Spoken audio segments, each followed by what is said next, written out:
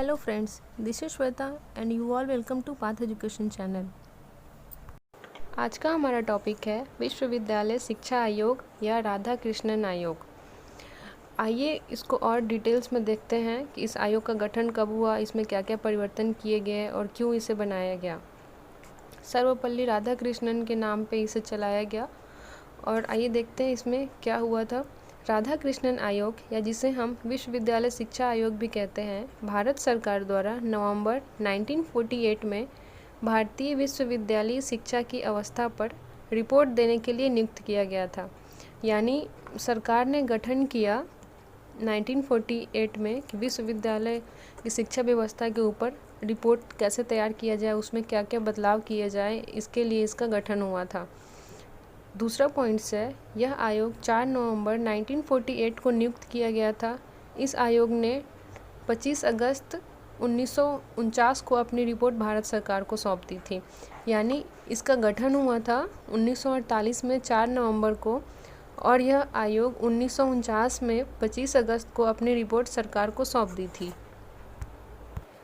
ये दोनों पॉइंट्स बड़े ही इम्पोर्टेंट है कि इसे नियुक्त कब किया गया था और कब इसकी रिपोर्ट दी गई थी।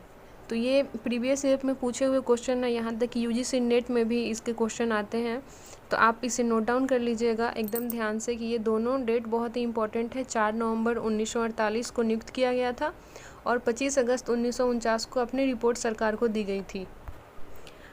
आइए अब देखते हैं डॉक्टर सर्वपल्ली राधाकृष्णन के बारे में। थोड़ा पहले उनके बारे में जान लेते हैं क्योंकि ये बहुत ही इम्पॉर्टेंट पॉइंट्स है, इनके बारे में जानना बहुत ही ज़रूरी है। बहुत सारे कंपटीशन एग्ज़ाम में इससे प्रश्न आ चुके हैं।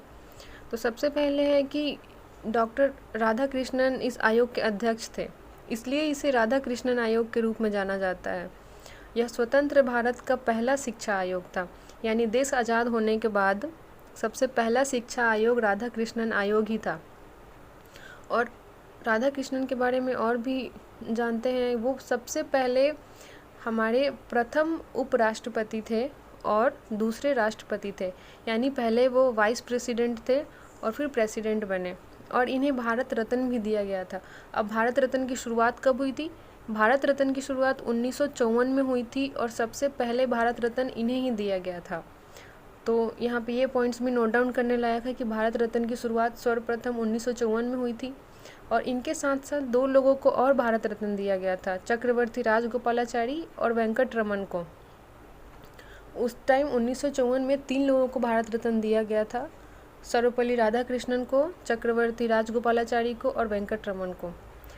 और इनके बारे में तो एक बहुत ही फेमस सी चीज़ है जो आप जानते ही होंगे, 5 सितंबर को शिक्षक दिवस मनाया जाता है इन्हीं के जन्म दिवस के शुभ अवसर पे। 5 सितंबर 1888 ईस्वी में इनका जन्म हुआ था और इनके जन्म के शुभ अवसर पे ही शिक्षक दिवस मनाया जाता है। सर्वपल्ली राधाकृष्णन ने शिक्षा को लेके बहुत ही अहम कदम उठाए थे उस टाइम और बहुत सारे काम किए थे। इसके बारे में विचार विमर्श भी किए थे, ये शिक्षा के बारे में क्या क्या सुधार किया जाए, इसलिए इनको ध्यान में रख के उस दिन शिक्षक दिवस मनाया जाता है। बहुत ही महान व्यक्ति रहे हैं ये। फिर अब इसका अगला पॉइंट देखते हैं। इसे विश्वविद्यालय आयोग कहा जाता है क्योंकि इसकी नियुक्ति विश्वविद्यालय स्तर की शिक्षा व्यवस्था संरचना की जांच करना और तात्कालीन समस्याओं का पता लगाकर इसके संदर्भ में भारत सरकार को आवश्यक सुझाव देना था। यानी जो समस्याएं विश्वविद्यालय में है, उस समय जो समस्याएं चल रही थी उसको कैसे सुधारा जाए, उस समस्याओं को क्या क्या सुझाव देने हैं, ये सब उस आयोग का काम था जो सरकार को देना था। और वो अपना फाइनल रिपोर्ट 1954 में दे दिया था। आइए अब देखते हैं कि कौन कौन से सुझाव आयोग ने दिए। तो अभी पहले इसके पॉइंट्स देखते हैं, बाद में इसको और भी विस्तार से देखेंगे। पहला पॉइंट है शिक्षण संकाय यानी टीचिंग फैकल्टी। फिर है शिक्षण का स्तर, विश्वविद्यालय का प्रशासन और वित्त, विश्वविद्यालय शिक्षा की संरचना और संगठन। यानी ये 4 सुझाव उन्होंने दिए और इसको और विस्तार में देखिए। सबसे पहला है टीचिंग फैकल्टी, यानी आयोग के अनुसार शिक्षकों को 4 श्रेणियों में विभाजित किया जाए। पहला प्रोफेसर, दूसरा पाठक, तीसरा व्याख्याता और चौथा प्रशिक्षक। प्रोफेसर तो आप समझ ही रहे हैं, प्रोफेसर वो इंग्लिश वर्ड है, पाठक यानी रीडर होना चाहिए, प्रोफेसर अलग होना चाहिए, रीडर होना चाहिए, फिर लेक्चरर होना चाहिए, ट्रेनर होना चाहिए। तो उनके अनुसार ये चारों को अलग अलग श्रेणी में बांट देने चाहिए शिक्षकों को, और चारों अपना अपना अलग तरीके से काम करें।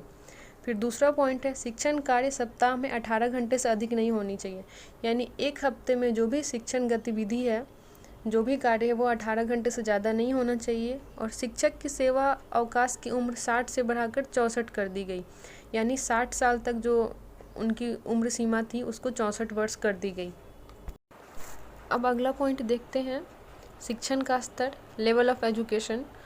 तो उसमें ये शामिल किया गया था कि विश्वविद्यालयों में 3000 से अधिक और उनसे संबंधित महाविद्यालयों में 1500 से अधिक विद्यार्थियों की संख्या नहीं होनी चाहिए। यानी जो भी नामांकन हो रहा है उसमें विश्वविद्यालय में 3000 से अधिक नहीं होनी चाहिए थी और महाविद्यालय में 1500 से अधिक। मतलब उनका मानना था कि इतने विद्यार्थियों को एक सही ढंग से चलाया जा सकता था और वो दूसरे विश्वविद्यालय में एडमिशन लें।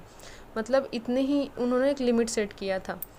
फिर दूसरा पॉइंट है, कार्य दिवसों की संख्या एक साल में 180 दिन होने चाहिए थी। यानी एक साल में 180 दिन होता, उसमें परीक्षा के दिन को छोड़ के, परीक्षा के दिन के अलावा जो कार्य दिवस की संख्या होनी चाहिए वो 180 दिन होनी चाहिए। अध्ययन के किसी भी कोर्स के लिए पाठ्य पुस्तक निर्धारित नहीं की जानी चाहिए। उनका ये मानना था कि कोई एक पर्टिकुलर पाठ्य पुस्तक निर्धारित नहीं किया जाना चाहिए था। चौथा पॉइंट है, परीक्षाओं के स्तर को उठाने के लिए फर्स्ट, सेकंड, थर्ड श्रेणी के लिए न्यूनतम प्राप्तांक क्रमशः 70, 55 और 40% होनी चाहिए। यानी फर्स्ट के लिए 70%, सेकंड के लिए 55 और थर्ड के लिए 40% होनी चाहिए, ऐसा उनका मानना था। हालांकि अब ये चीज़ सुधर चुकी है, ये उस समय की बात है 1948 की। उस समय उन्होंने उस आयोग में यही कहा था कि फर्स्ट के लिए 70%, सेकंड के लिए 55 और थर्ड के लिए 40% अंक न्यूनतम होने चाहिए थे। अब अगला पॉइंट देखते हैं, विश्वविद्यालय का प्रशासन और वित्त। यानी उच्च शिक्षा को समवर्ती सूची में रखा जाना चाहिए। केंद्र और राज्य सरकारों को इसमें साझी जिम्मेदारी निभानी चाहिए। शिक्षा से संबंधित नीतियाँ बनाने का कार्य केंद्र सरकार का होगा और राज्य सरकार उन नीतियों को अपने राज्यों में लागू करेगी। विश्वविद्यालयों में एक रूपता लाने और महाविद्यालय और विश्वविद्यालय को अनुदान प्रदान करने के लिए विश्वविद्यालय अनुदान आयोग यूजीसी की स्थापना की जानी चाहिए। यानी उनका कहना था कि उच्च शिक्षा को समवर्ती सूची में रखा जाना चाहिए था। यानी समवर्ती सूची जिसमें केंद्र सरकार और राज्य सरकार दोनों साथ में काम करते हैं। तो उनका कहना था कि केंद्र सरकार अगर इसे लाएगी तो राज्य सरकार अपने राज्य में उसे लागू करेगी और उसके लिए एक आयोग बनाना चाहिए, विश्वविद्यालय अनुदान आयोग यूजीसी। हालांकि यूजीसी के बारे में हम किसी और वीडियो में और भी डिटेल्स में पढ़ेंगे। यहाँ बस आप ये जान लीजिए कि उसके लिए विश्वविद्यालय अनुदान आयोग की स्थापना की जानी चाहिए। अगला पॉइंट है, विश्वविद्यालय शिक्षा की संरचना और संगठन, structure and organisation of university education. यानी उनका कहना था कि उच्च शिक्षा का 3 स्तर होना चाहिए, स्नातक यानी ग्रेजुएशन, स्नातकोत्तर यानी 2 वर्ष का पीजी होना चाहिए, पोस्ट ग्रेजुएट का बात किया गया यहाँ पे, शोध यानी रिसर्च का न्यूनतम कम से कम 2 वर्ष होना चाहिए।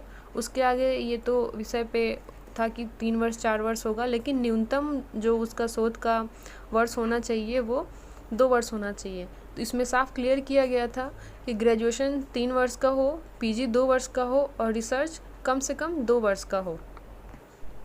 अब है, उच्च शिक्षा की 3 श्रेणियाँ होनी चाहिए, कला, विज्ञान, व्यावसायिक और तकनीकी। यानी आर्ट्स होने चाहिए, साइंस होने चाहिए और टेक्निकल और कॉमर्शियल भी होनी चाहिए इसमें। मतलब उच्च शिक्षा के लिए 3 श्रेणियों को विभाजित किया गया था, ऐसा उन्होंने बताया, उसमें आयोग में शामिल किया।